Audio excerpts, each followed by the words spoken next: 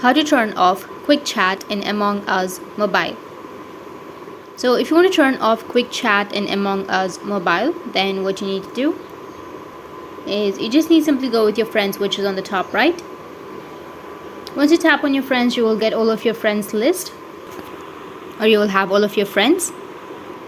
Now you just need to simply go with the play button, and under that you will have online option. Tap on online and you will have these options to create a game or enter code or find a game.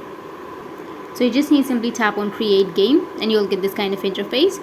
You can go with the game type, the map, the capacity, the tag and region. And once you set all of these, you can go with the chat type, and under the chat type or under the chat section here you need to change the chat type to free chat.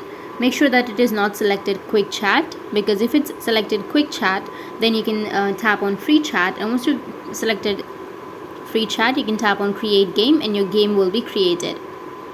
Or if you go with find game section, you'll have this kind of interface.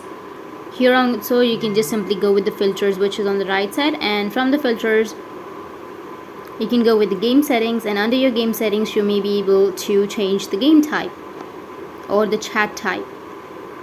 That's it, and if you have any questions, feel free to comment below. Thanks for watching.